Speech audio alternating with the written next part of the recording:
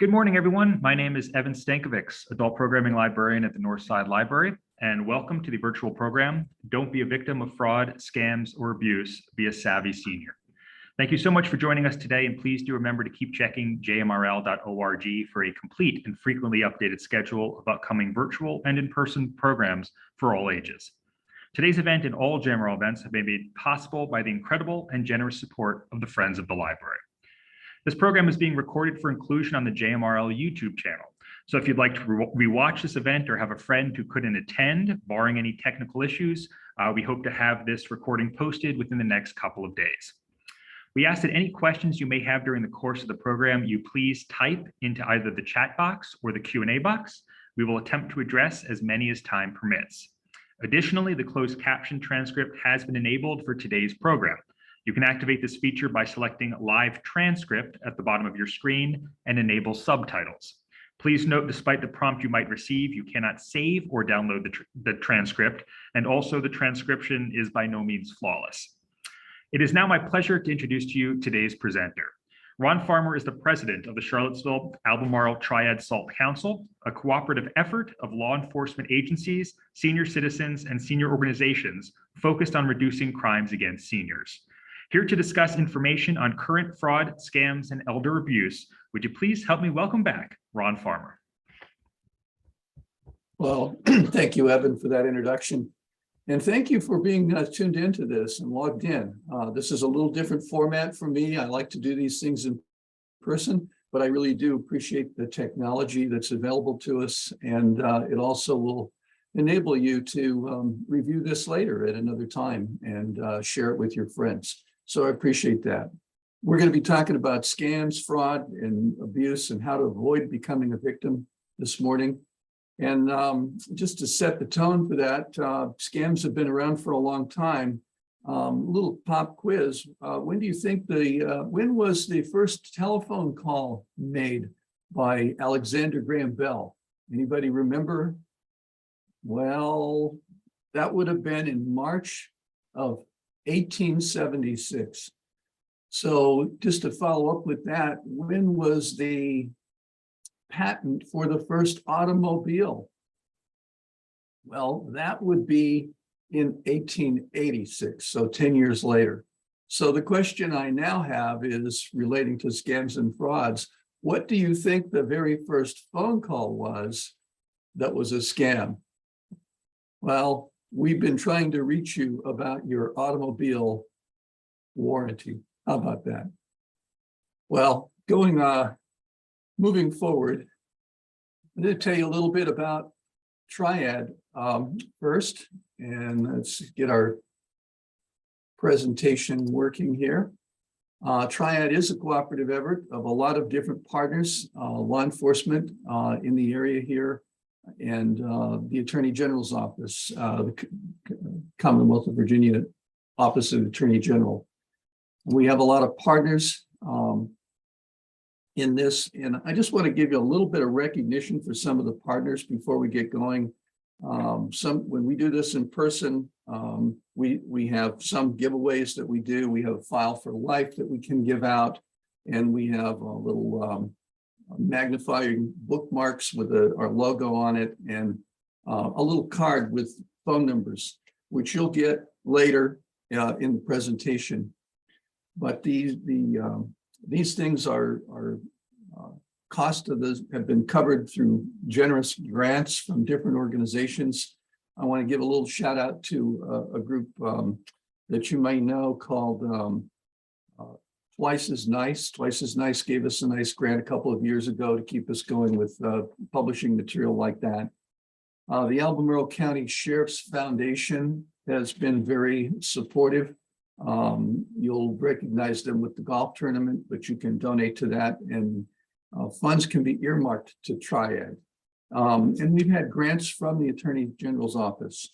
We also have great support from the Marriott Residence Inn downtown, which provides us with a meeting place for assault meetings.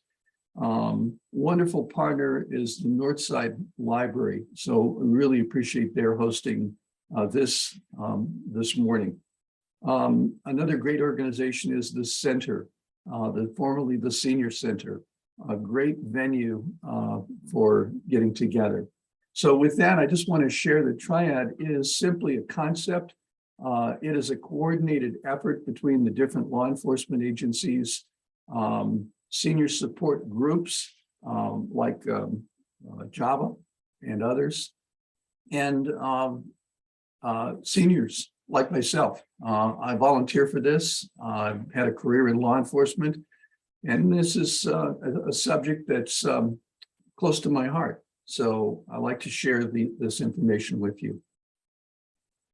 We meet as a council every other month, and you're welcome to join that meeting if you like and see what it's all about. Love to see some volunteers join us and help with our efforts. So with that said, the goal of Triad is simply education. We want to get as much information as we can to seniors with the specific idea of educating our seniors on how not to become a victim of scams, frauds, and elder abuse. We want to strengthen the community's relationship with the different law enforcement agencies with respect to seniors. And we want to give you resources. So we'll be talking about resources today. What I want, my goal at the end of this is for you to feel like you are empowered, not victims, but empowered to not become a victim of scams, fraud, or elder abuse. With that said, we're going to be talking about scams, and I have a lot of different scams that I'm going to share with you, but I think it's more important that we develop a mindset. And that mindset is, how do we spot a scam and how do we avoid it? Scams have things in common, and we're going to learn about those things this morning. And I want to end up with you folks being in a mindset. With that, I'm going to show some videos. I'm going to start with one this morning, and then I'm going to ask you to pay attention to what this lady has to say, Dr. Bowers.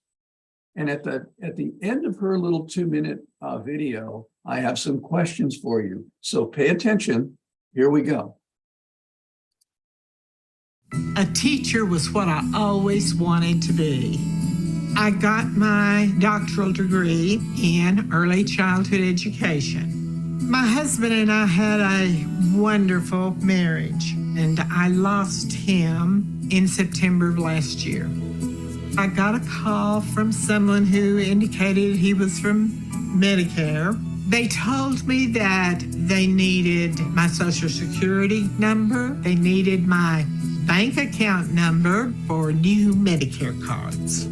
I told them I was not giving them the information and hung up the phone. There were thousands of consumers affected by this scam. They told consumers that if they didn't provide this information, that they might lose their Medicare benefits, and they implied that that would happen pretty quickly. They called back, and I continued to refuse to give them the information, but they would transfer me to someone else who would give me the same pitch they were giving me. I just wanted them off the phone. I gave them the information they wanted. These telemarketers are professionals. They know what buttons to push. They know what to say to get people to provide their information.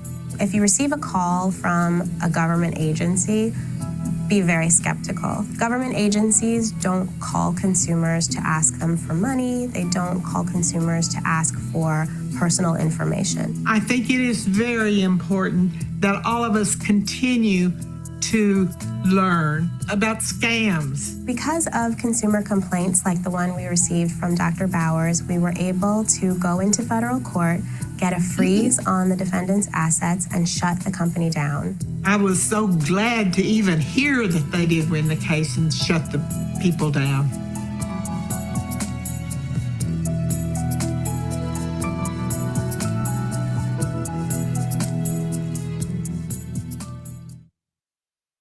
Okay, so with that, just let's look at some observations. First thing I want you to think about when you listen to Dr. Bowers is that any of us can be scammed. She knew that was a scam, but they were professionals, and they got to her finally. So if you don't recognize the caller, don't answer or just hang up. And remember that government agencies don't make calls like this to consumers. So another thing to remember in this case is Dr. Bowers reported the crime, and she was able to get help. But oftentimes, if we are victims of a crime like this, we're going to lose the money. So if it's lost, it's gone. So the thing we have to remember is not to be a victim in the first place. And that's what I want to emphasize here is we need to be alert and consistent and just not allow ourselves to become a victim. And knowledge is power. Who are you going to call? You do have resources, and I want to share a lot of resources today with you and leave you with resources that you can use to check out what you think might be scams. How do you leverage your knowledge? So just be thinking about these things as we proceed through our presentation. And I'm going to have a test at the end. I like to give answers to the test, and I'll show you that in a minute. First of all, I want to talk about some statistics, though. We seniors seem to be more susceptible to scams and fraud. These are some FBI statistics, and they show that starting from the age 40, and when you hit 50, and then you get over 60, more than half of our crime is fraud, and that fraud is directed at seniors. And let's take it locally. Albemarle County Police has supplied some statistics. Senior citizens make up 24% of the victims of fraud, and 41% of all fraud goes against seniors as victims. So we are a targeted group, and there's a reason for that. It's our generation. We are a generation of trust. We trust people. Our handshake is our bond. We grew up thinking that you make a deal with somebody and you're honest and you make that handshake deal, and that's a deal. And that's not exactly the way it is in today's day and age. So we have to be careful about that. Another set of FBI statistics. I want you to notice that the number one fraud, over $2 billion, is email business scam. These statistics come from the FBI's IC3 Internet Business Crime Unit, and shows the number one crime there of business email scams. Now, you won't probably get involved in that because that mostly affects businesses. They're doing banking by wire transfer and bank transfers.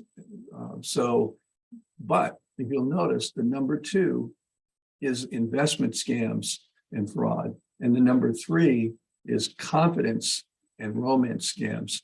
And we're victims of that more than likely as seniors. So here's the test that I'm going to give you at the end. I'll give you the answers in advance, and keep these in mind as we go looking at all the different scams that I'm going to show you in a few minutes. Number one, always just remember, if the offer seems too good to be true, it is. It's too good to be true. There's lots of examples that I'm going to give you. Money left to you from a long lost relative, everything in the world that they want to give you. It's going to seem exciting. It's going to seem like a good offer. And if it seems like that, then it probably is. Usually these offers are coupled with the second thing I want you to keep in mind, and that is pressure. They want you to pay up front, They want you to make the decision now, and you can't fall prey to that. You need to, they want, if they're asking for money in advance, it's a scam. Number 3, take time to make a decision. Do some research, sleep on it. Don't let anybody pressure you into making a decision right now. And then we move to internet. Number 4, hyperlinks. These are the things that will get us into real trouble. People say, well, what is a hyperlink? A hyperlink is a link, and I hope you can see this. When you click on a hyperlink, it will take you to another website. These hyperlinks have a little underline. If you hover over them, they will tell you where it's going to take you. And a lot of times, now this one, I don't think you can read that, but it says, I got you. A lot of times they will even use different kinds of text, like Cyrillic. The Cyrillic A looks like an A, but it's not an A. So they can disguise what it looks like. If you click on these links, they may take you somewhere that you do not want to be. So don't click on links. And number 5, always, when in doubt, check them out. And like I say, I'm going to give you some resources today to check things out. So with that, let's go into current scams. I think one of the best resources out there right now is the ftc.gov website, and you can find anything about scams. You can put in ftc.gov seniors, you can put in phishing, you can put in COVID, you can put in finance, almost anything there, they have alerts on. These are some of the current alerts that are just coming up in the last few weeks. The texting with the survey from Costco and Home Depot, that's a current one that's going around right now. That's a scam. You get a text like this, don't answer it, don't follow it. Another one that's going around, and it's been around for a while, but they keep doing a little variation on it, is getting a letter about an inheritance from a long lost relative. It's a scam. It's a scam. So be careful about that.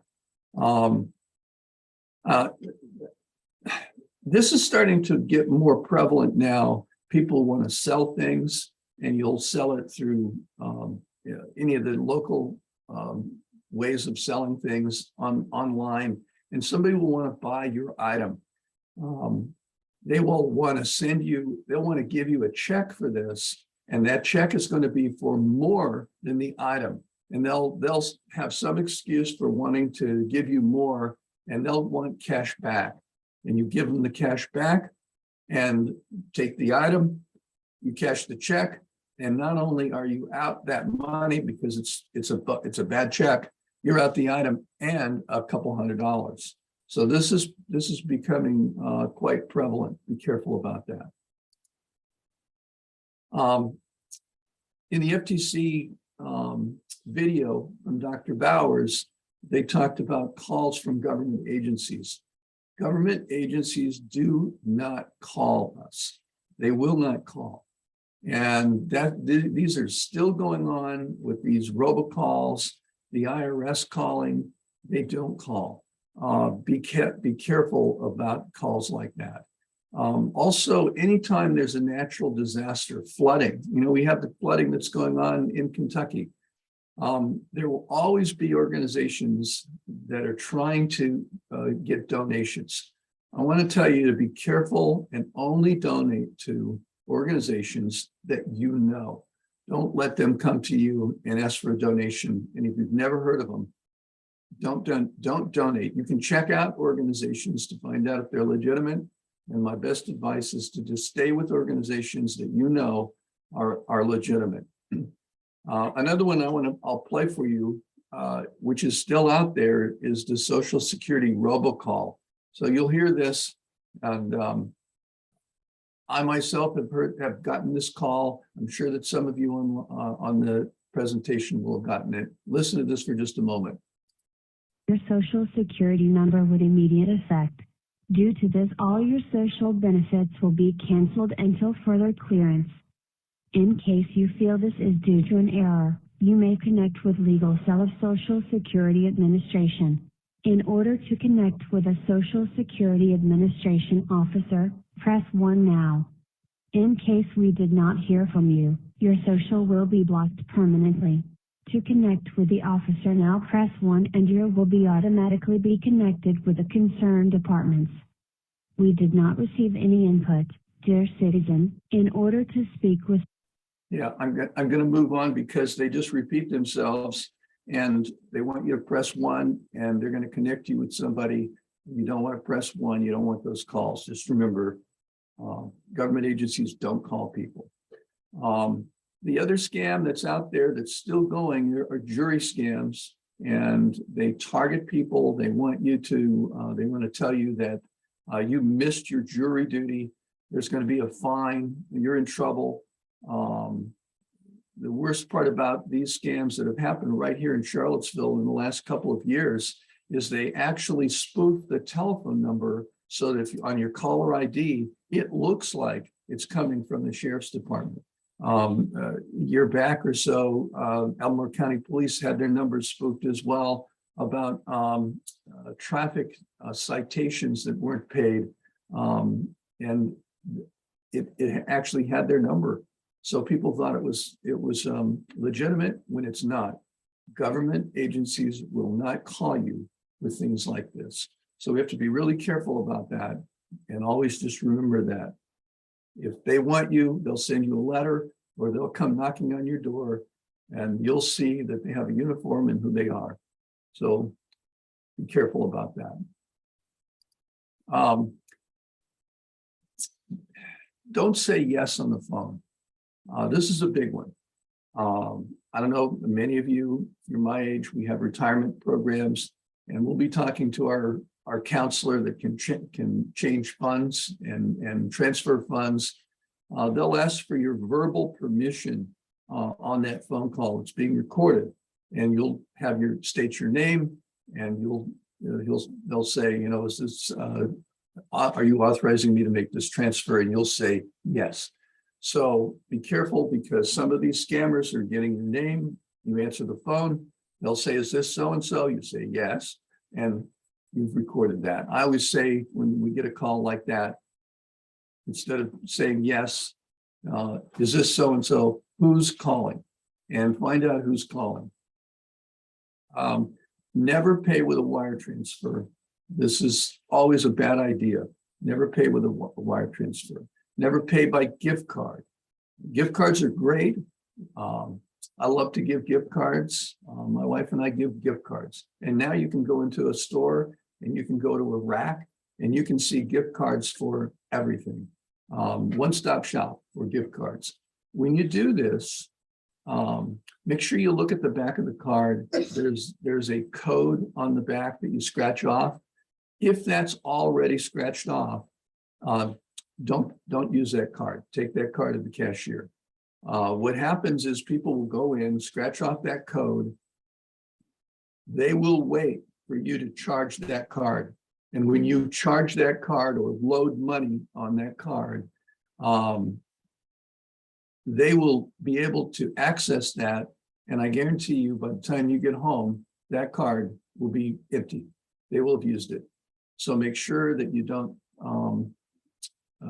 use those cards if they're already scratched off. Only time you want to do that is when they actually get to the register, or if you get home and you want to know the code. One of the variations that I've seen on that lately are they'll actually put a sticker over that scratch off. The sticker will have the barcode on it. So when the cashier reads the barcode, it just loads another person's card to begin with. Your card isn't even loaded. So be careful when you use these cards that you're getting the money on that card. Another thing that I just want you to be aware of is dumpster diving. Believe it or not, people still go through trash, and they can find a lot of information about you by going through your trash. So if you have important papers with personally identifiable information, bank statements, telephone bills, credit card bills, don't just arbitrarily toss those in your trash. Use a shredder or save them in a box. And when the different organizations that are around have shredder trucks available, save them up and use them for that. So prepaid debit cards. I have a little video I want to show you. Not everything is a scam. Some of the things that I want to show you in the next few minutes really have to do with consumer buyer beware, product knowledge, and you just have to be careful. So I'm going to show you a little video about buying a prepaid credit card, and that'll make the point that I want to make here. David didn't like carrying cash around after payday. He wanted a different way to pay for things, but he didn't want a bank account or credit card. So David decided that a prepaid debit card would solve the problem. He could load money on the card and use the card to buy things. David found a bunch of prepaid cards at the store. He chose the card recommended by his favorite singer. He loaded $200 on the card and went shopping. But when David checked his balance a few weeks later, he got a surprise. He didn't know he paid $10 to activate the card, $12 a month to maintain it, $3 every time he bought something, $6 to check his balance, $3 to get cash from an ATM, $4 to get his statement in the mail, $2 to talk to a customer service agent, and $3 to reload the card. David loaded $200 on the card, but got to spend only $157. So David did some research and found a prepaid card with lower fees. He got rid of the first card and switched to the new one. He's much happier now.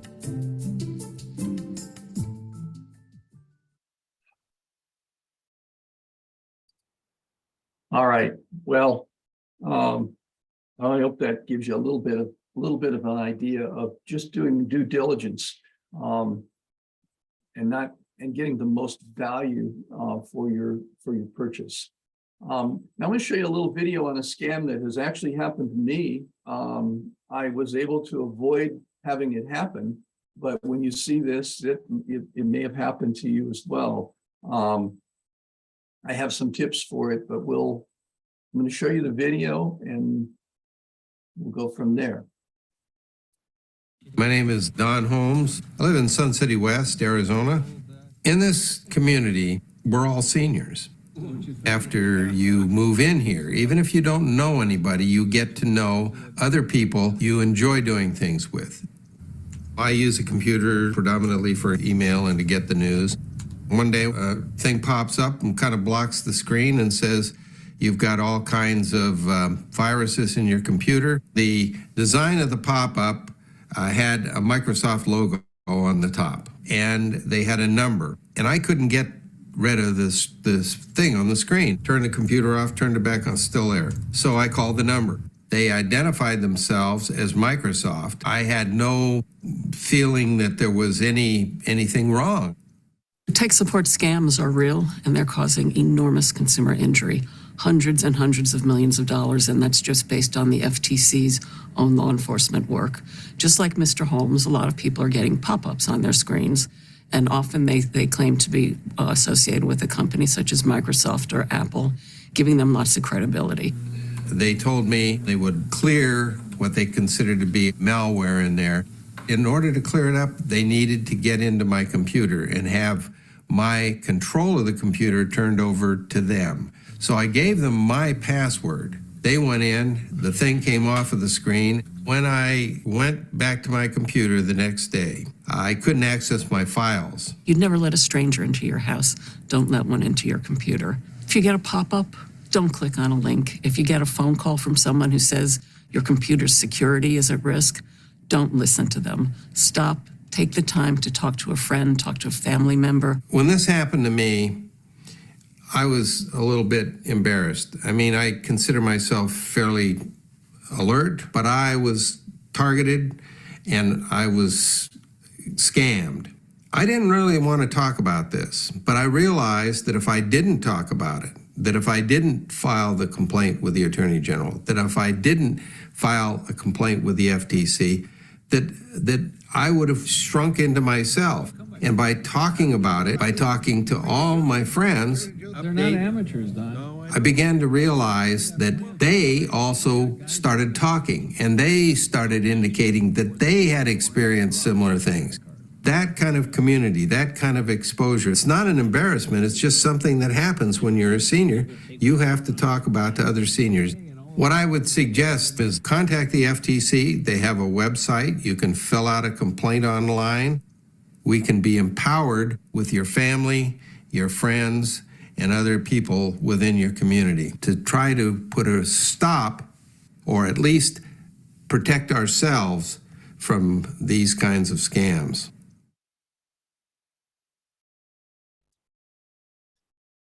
So I can tell you that if you get a couple things about that, you want to make sure if you use a computer that you keep your virus protection current.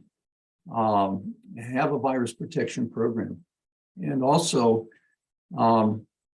if that does come up, sometimes you can do a Control-Alt-Delete and run Task Manager and just stop that program. Even though it seems to be frozen, sometimes you can get it off that way. But that one you have to be careful about. So let's talk about more scams. I played the Medicare video. I want to tell you that foreign lotteries and lotteries that are online are typically scams. Foreign lotteries are illegal. The tech support scam, I showed you that one. One that's still out there now is the Amazon shipping order scam. They're checking to see if you ordered something that you didn't order. Sometimes, a lot of times, that's a scam. Just be careful about home repair, people that come to your door. I've had some great ones come to my door and almost used them. My wife and I have a system. We always say, I can't do anything until I check with my better half, and I'll get back to you. Give me the material, give me a flyer, I'll get back to you. And that will help sometimes because then you can check with your neighborhood homeowners association or friends, or you can check out Better Business Bureau. You can find out if it's legitimate. The grandparent scam is still out there. Still getting calls from long lost grandchildren that you haven't seen in years that are all of a sudden in trouble and they need your help. They need you to wire them or give them a gift card number for a few $100s to bail them out of some trouble they're in. So be careful of the grandparent scams. And I've actually gotten emails from people that I know traveling overseas and lost their wallet. Can you wire me $200 or $300? The one that I did get, I actually picked up the phone. I called the guy. I said, "Hey, are you in Europe?" And he goes, "No, somebody got into my email and sent that to everybody." I go, "Yeah, I kind of figured." So got to be careful about that. Phony charities, always getting calls from charities.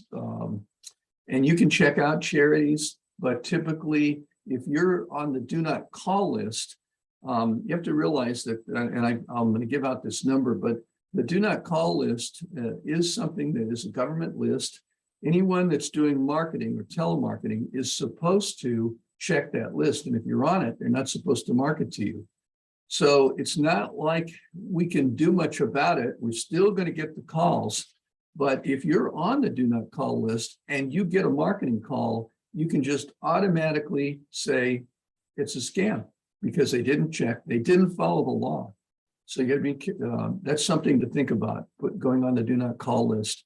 And that way, you know, they didn't follow the law. Investment scams. One of the things that happen a lot, and this more or less falls in the area of consumer protection. And again, just doing your due diligence.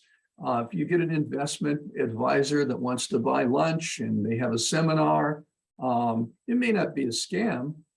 You just want to check them out. You can go to the SEC's website, it's investor.gov, and you can actually run the name of an organization or the name of an individual that does investment counseling, and you can look at their license. You can find out what kind of license they have. You can find out if they have any claims against them.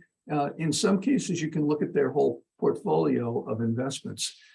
So that's a good link to check out, do your due diligence on investments. Medical products. I've got a video that I'm going to show you in a minute on products. So we'll save that for a minute. Anything that can be sold to you that they say Medicare will pay for, so it's free, be careful about. Remember, Medicare won't pay for anything unless your doctor has ordered it, and sometimes not even then. So you have to check that out and make sure that Medicare is going to pay for it. Identity theft is still a big deal. I have a little video that I'm going to play about identity theft. In today's connected world, personal information sometimes falls into the wrong hands, and that can lead to identity theft. It might start with an unfamiliar charge on your credit card. A business might not accept your check, or a debt collector might call you about a bill that isn't yours. You're not alone. Identity theft can happen to anyone. Stay calm. Visit identitytheft.gov to report it and get a personal recovery plan. Identitytheft.gov helps you create an identity theft report. This report proves to businesses that someone stole your identity and makes it easier to fix problems caused by identity theft. To create an identity theft report, you can file a complaint with the Federal Trade Commission. Identitytheft.gov guides you through each step of the recovery process. You can generate the letters and forms you need, track your progress, and keep detailed records of people you've talked to. No matter what your identity theft situation is, identitytheft.gov can help, because recovering from identity theft is easier with a plan.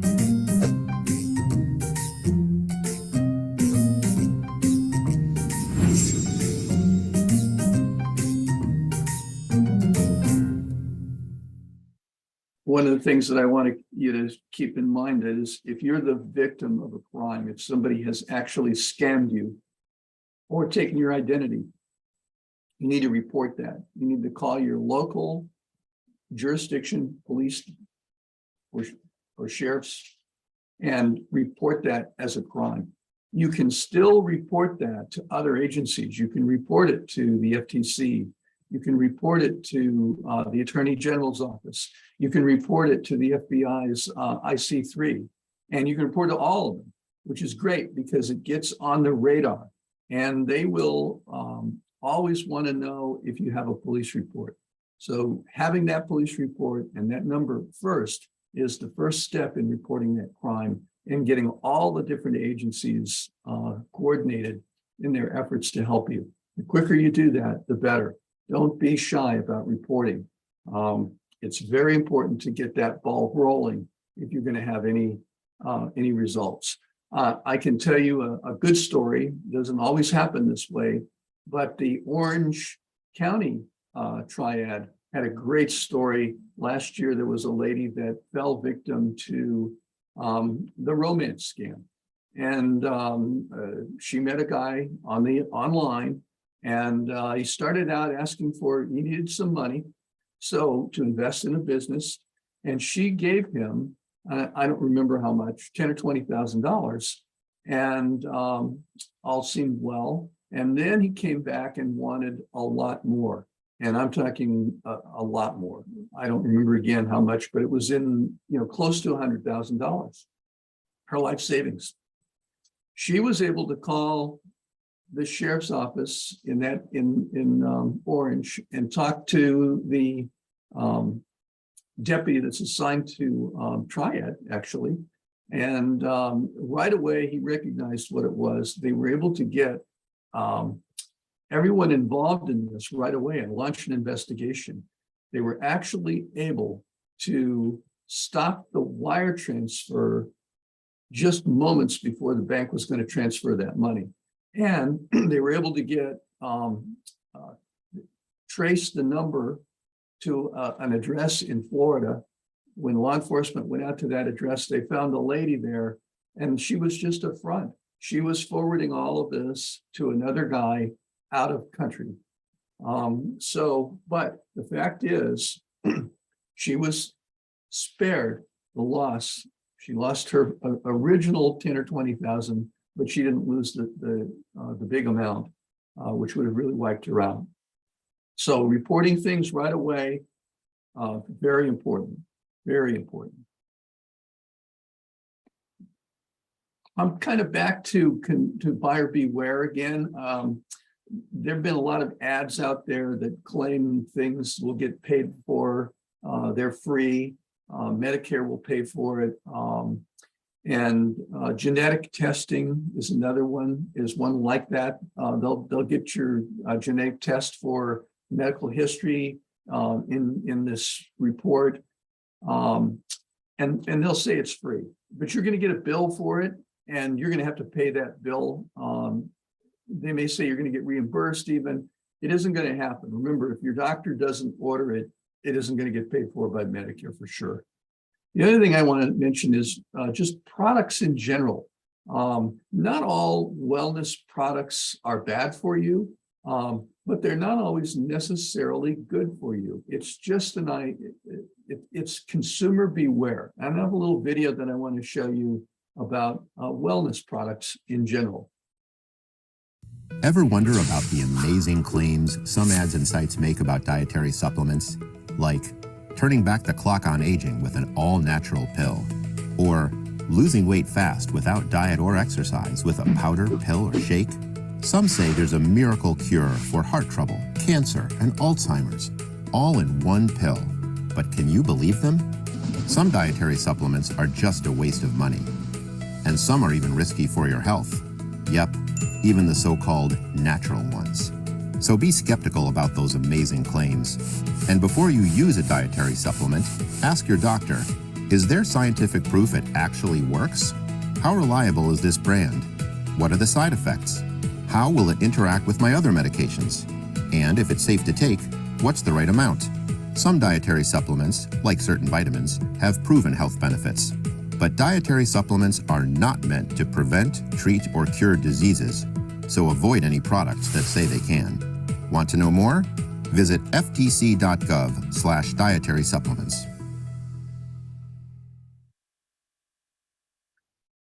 Okay.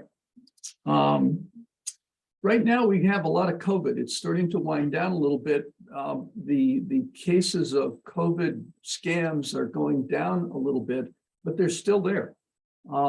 Again, the ftc.gov/COVID website is a great website to go on to keep track of that.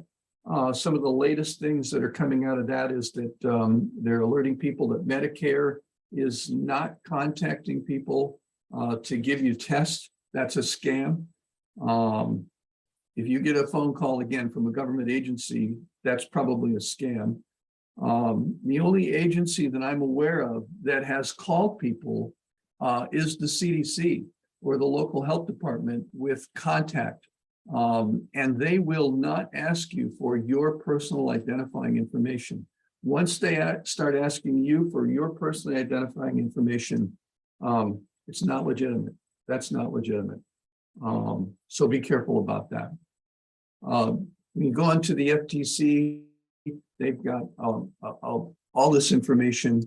I'll play it. Scammers are taking advantage of the coronavirus outbreak. FTC tip number 10. Stay in the know. Find out about the latest coronavirus scams by visiting ftc.gov/coronavirus and bbb.org/coronavirus. So again, winding down a little bit, but coronavirus and test scams are still out there. Just be careful about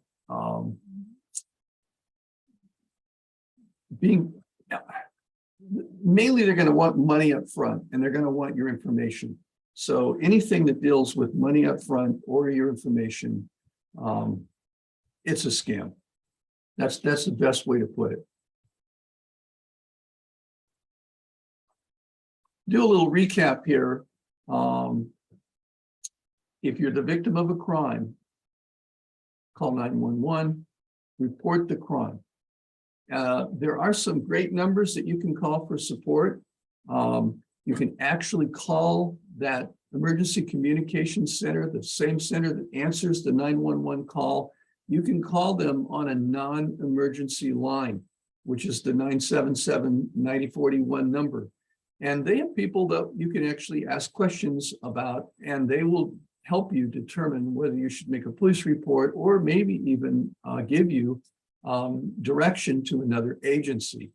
The favorite number that I have that I love to give out is the Office of the Attorney General. It's the Consumer Protection Hotline.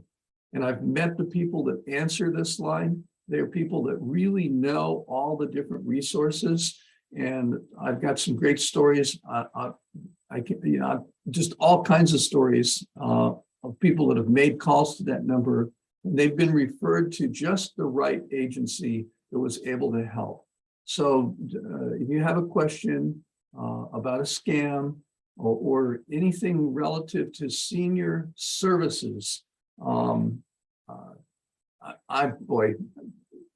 that comes to mind right away is I had a person that their landlord was trying to make them pay their rent. They didn't pay their rent because hot water heater was leaking on the floor and it was soaked, and they wanted it fixed, and the landlord didn't fix it.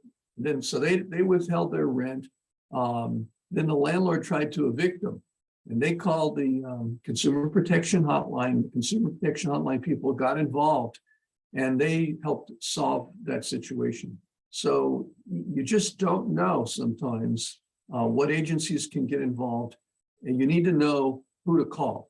And that's a great number to call. Adult Protective Services is another great number to call. A lot of times people will try to take advantage of us, and they're people that we know, maybe a caregiver, or even family members. And if you think that a family member or a caregiver is trying to take advantage of you, call the Adult Protective Services number, run it past them, what's going on, and let them give you some advice. The other number to call is Medicare. If you get any kind of calls talking about Medicare, call Medicare directly.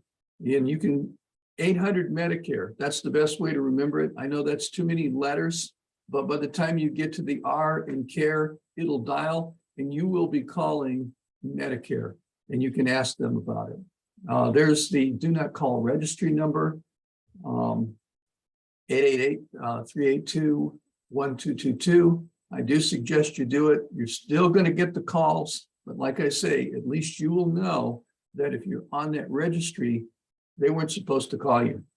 So the Jefferson Area Board for Aging, great organization, a lot of resources at their fingertips, and they're there for you to use. The Department of Aging, another great number to call. So these services are available. They're resources. These are the top resources that I like to give seniors. And come back and refer yourself to these numbers and take advantage of them. If you're the victim of identity theft, I like the FTC's identity theft program. The Attorney General here in Virginia also has one. It's called ID Theft Passport. It's just a program where they will help you with the paperwork and help you get your credit report repaired. You can get an annual credit report, and there's your the link to that. It's www.annualcreditreport.com. You can go into the Attorney General's office or the FTC and you can actually subscribe to get email alerts. And I do both of those. That's how I keep up with current scams.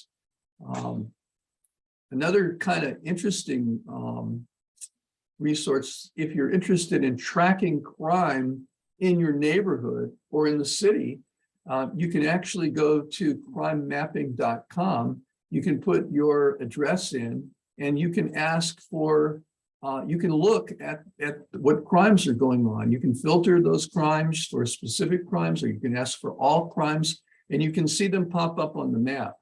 And it's very current information.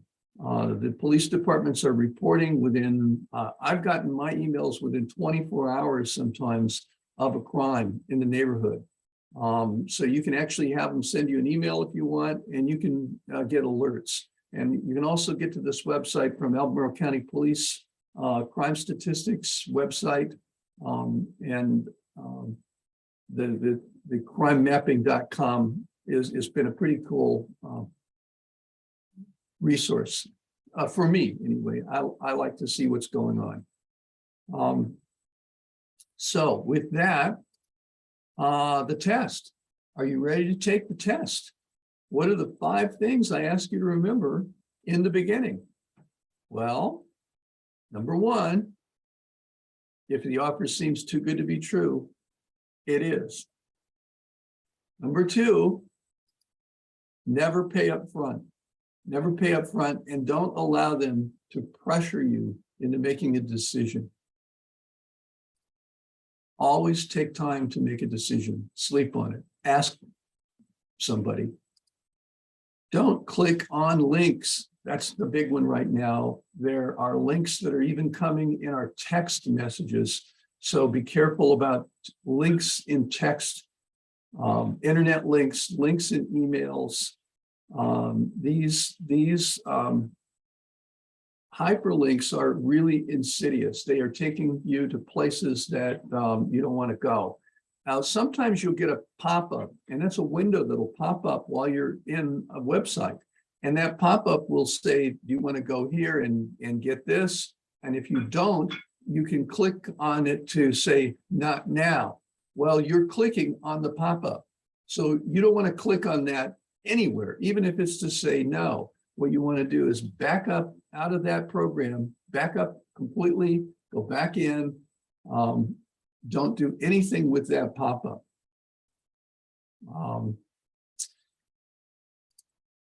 When in doubt, check them out.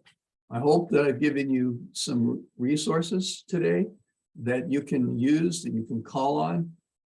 Again, the number 1 resource that I like is the Office of the Attorney General here, Consumer Protection Hotline.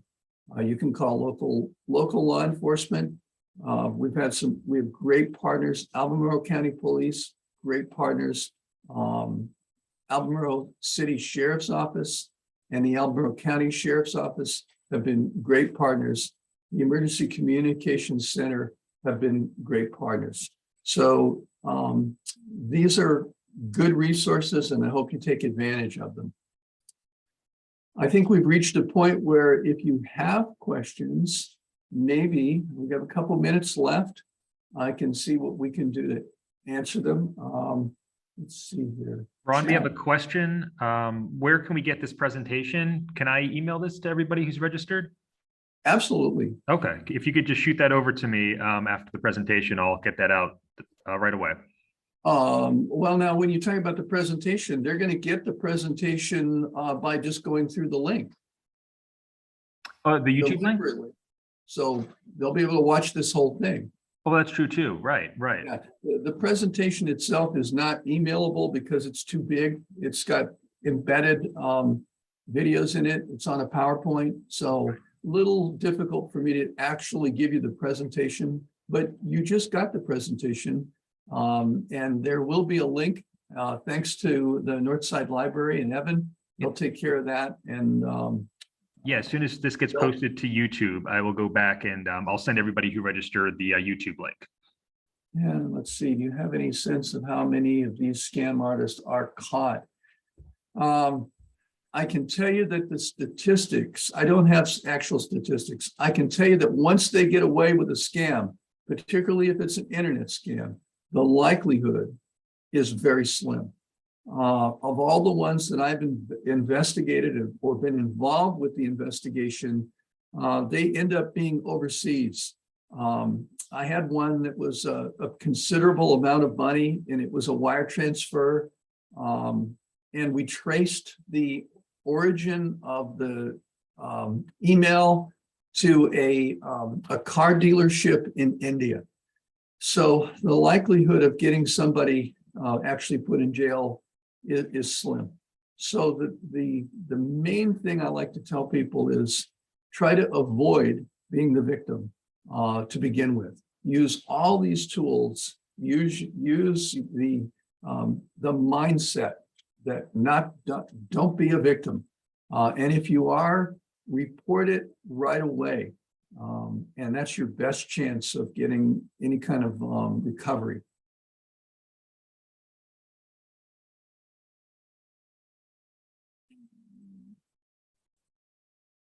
All right, if you have any questions, feel free to type them in the chat. In the meantime, I want to thank you again, Ron. A ton of important information here. Evan, thank you for holding this, and I really appreciate it. It's our pleasure. Yeah, thank you for everything you're doing. Sharing the information. Let's give another moment or two to see if we have any more questions, or else.